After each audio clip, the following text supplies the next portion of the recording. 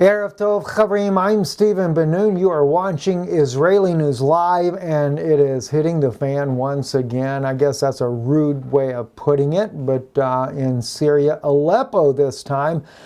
Different reports are coming out right now. Right here, we're seeing a huge explosion in the Hamadaya, which is in West Aleppo. It is believed to be that this was a arms depot where this took place. Aleppo News is showing the aftermath of this massive explosion.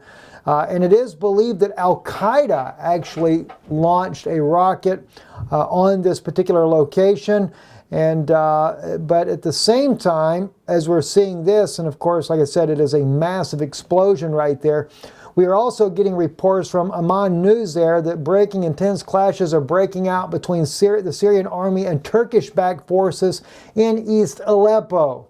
You know, if for any reason, if the Syrian Army gets in a direct confrontation with Turkish forces, not just Turkish-backed forces, you know, this could easily bring in NATO as a backup or justify them attacking the Syrian country regardless of what Russia may or may not say.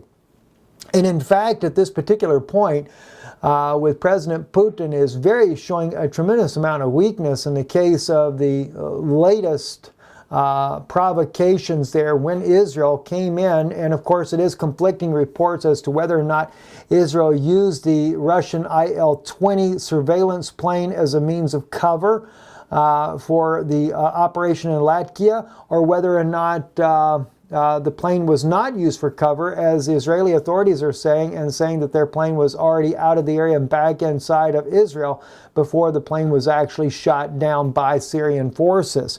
But it's a very awkward situation right now. Russia, President Putin is saying that this was just a tragic era that took place, and at the same time, some of his generals and even his defense minister, Sergei, is certainly saying that this is something that will require a response in the near future. I don't know how that's going to go. I certainly would rather see this whole situation in the Middle East come to an end. There's definitely no end in sight. Israel is now talking about moving on an offensive, no longer a defensive.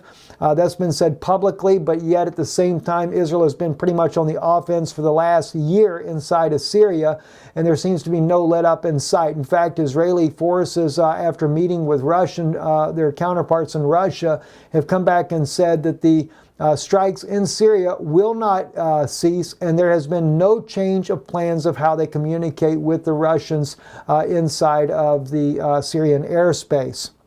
So kind of just let you know, when you see these types of communiques between Russia and Israel, that tells me that the alliance between President Putin and that of the Israeli leader, Prime Minister Benjamin Netanyahu, is much closer than what it appears publicly. So many people believing that Putin will be the one that attacks the Israeli state. That would really be a major, major escalation for Russia to do so. I just don't see it happening whatsoever. This is more photos as well, just showing it. Al-Qaeda just fired a heavy rocket on Aleppo's busiest neighborhood, and that's another way that it was put. And this is troubling as well when we think in light of the fact that there's always the arms, ammunition depots that are being targeted by the Syrian government. It's not Iranian targets that are being targeted. Neither was the one that was in the southern part, south of Idlib, that was being targeted. Each time this has been a case where the Syrian ammunition depots are being targeted. I mentioned the one not south of Idlib, but in the case of Damascus, when Israeli jets also bombed an ammunition depot just outside or right near the Syrian military air base. And it seems to me that what the purpose for this is to make sure that Al-Qaeda and Al-Nusra keep that upper hand. I just hate seeing that. Because after all, who are we really supporting when we do this? You know, I actually was looking at, where is it? Right here. Wanted to share with you just to give you some images to give you an idea of what is happening and what are we really supporting. In this case right here, these young ladies here are planting trees in Syria for President Bashar al-Assad, and they are the faces of freedom in Syria. But I also wanted you to see the faces of Al-Qaeda. What do the women look like with Al-Qaeda? Now this is a magazine, Al-Qaeda launches women's magazine. This was in April of 2011, just to kind of give you an idea. But this is for across cultures, women's tends towards grabbing a glossy fashion magazine. And this is the very picture of their magazine. This is the trend for women of Al-Qaeda. It's also the same for al-Nusra. It's the same for ISIS. In fact, in ISIS, and some of them, you don't even get to see the little slit in the eyes there. They kind of have like a little wire mesh, like a chicken coop or something over these poor girls' heads. You know, and again, like I've stated many times before, if a woman is a Muslim woman wants to wear a burqa, you know, she wants to wear her head covering, okay, then that's her right. That's her freedom of religion to do so. But this is a situation where many of these women, like in the case they show continually over and over in Iran, where these women are taking off the burqa, they don't want anything to do with it. They're tired of being subjugated to men and being beaten, beheaded, killed, and everything else by these groups. And they would rather to have freedom, such as in the case of Syrian women, where these young girls here look like most of them are teenagers, probably 16 to 18, something of this effect here, but none of them have to be imprisoned inside of their clothes.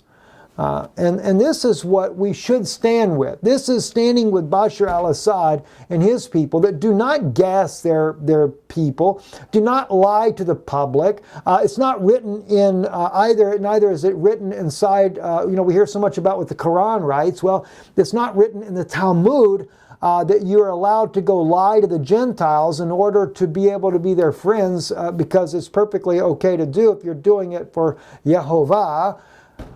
You know, this is the type of nonsense and propaganda that goes on, and it's troubling to me, and I'm just really getting really fed up. I'm thinking seriously about doing a broadcast for you guys here on Israeli News Live and show you exactly what Al-Qaeda and al-Nusra is, ISIS militants. Normally the U.S. says they don't support ISIS. Israel doesn't say that, but yet we're the ones that created it. You know, the U.S. and Israel created ISIS militants. You know, I had a good friend of mine in the Israeli IDF. He was since out, but he shared with me, and I've shared that with you before, how that ISIS militants some of their leaders were seen with tzitzit coming out from underneath their garb. Well, that's kind of interesting, don't you think? Well, after all, as I said the other day, Russian media was showing that Israel was not only supplying the small arms, as they've been saying, but also missiles to Al-Qaeda and al-Nusra across the border in the Golan. And we're also seeing, medical supplies. I don't fault Israel for this at all, even if it is the enemy. I cannot fault for supplying medical supplies for anyone in the case of a war.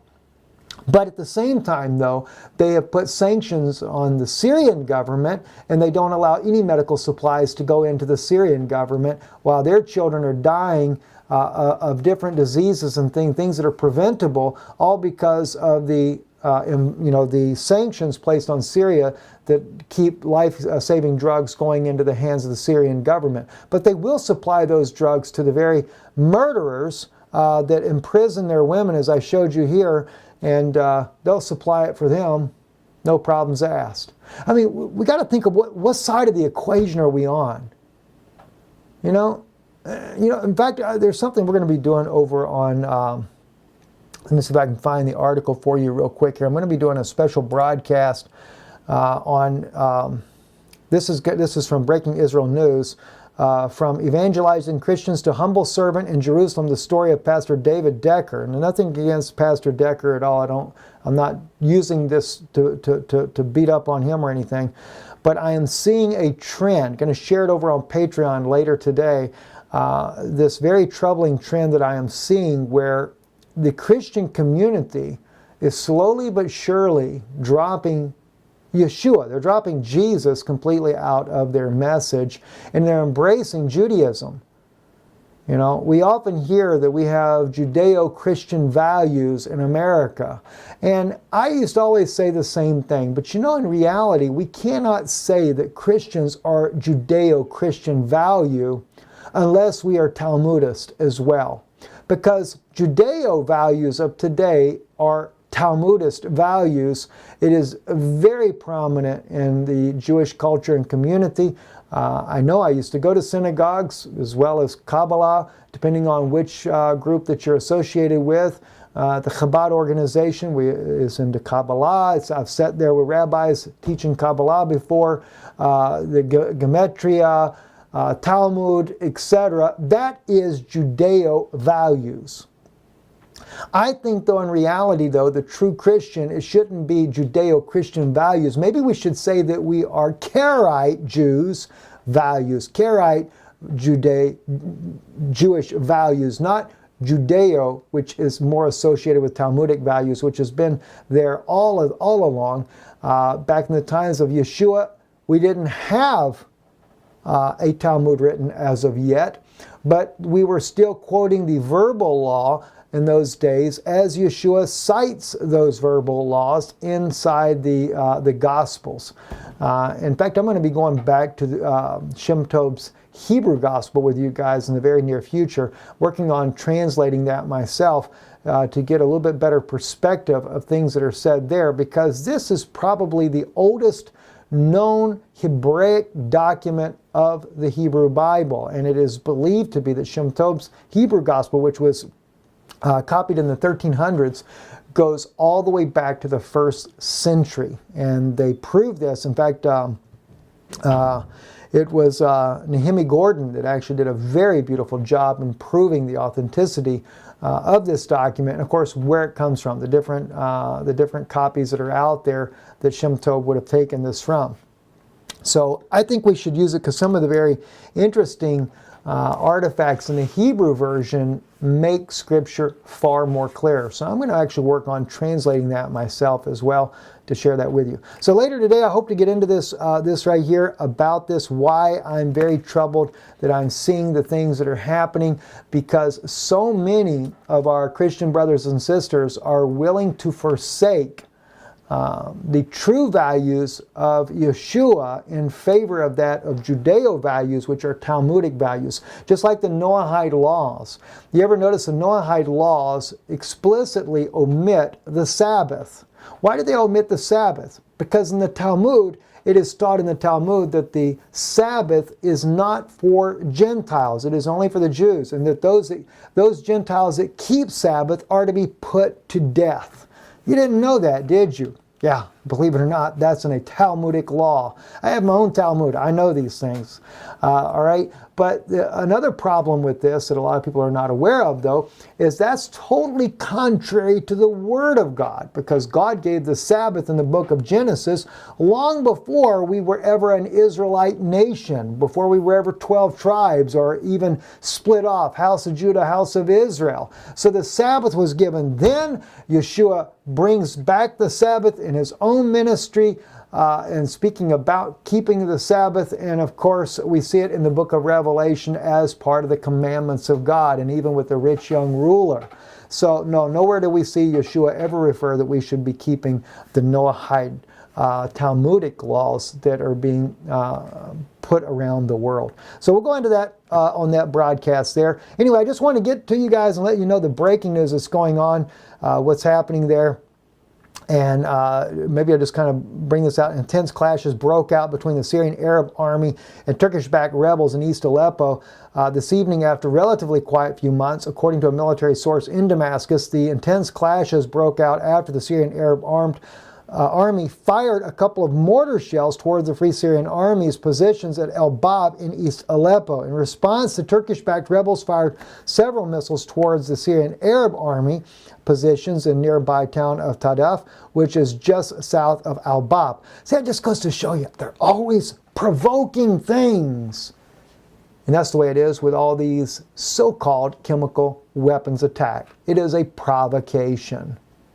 I'm Stephen Benoon. You're watching Israeli News Live. Erev Tov.